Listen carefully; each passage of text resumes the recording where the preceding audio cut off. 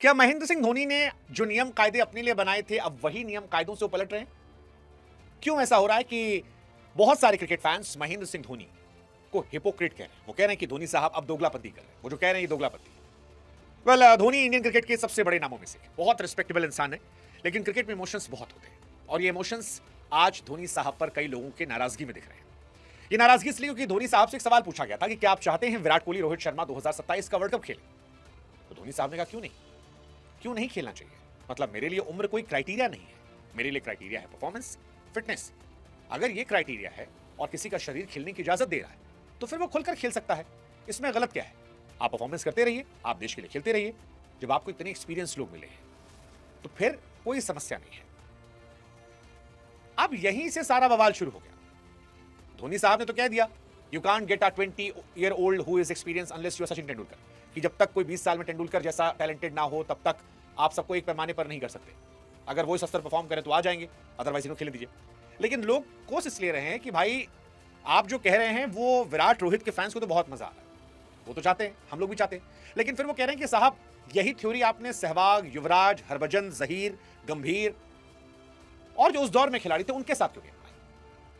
क्योंकि इंडिया 2011 में जब वर्ल्ड कप जीत कर आई थी उसके बाद बहुत कंट्रोवर्सी हुई थी कि सारी नियम कायदे कानून बदल दिए गए थे। जैसे चल रहा था कि सहवाग खेलना चाह रहे थे, सहवाग को आपने साइड कर दिया। युवराज खेलना चाह रहे थे, उन्हें 19 में नहीं चुना गया।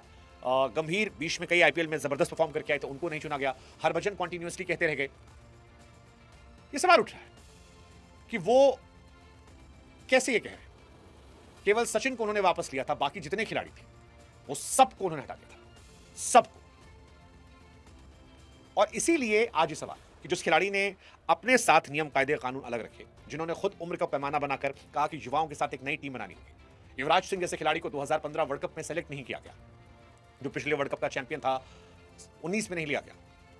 तो फिर क्या ये सही है? मतलब उनमें तो कई थे ना जो फिटनेस में ठीक थे, परफॉर्मेंस में ठीक थे, लेकिन फिर भी ड्रॉप थे उम्र के पैमाने से।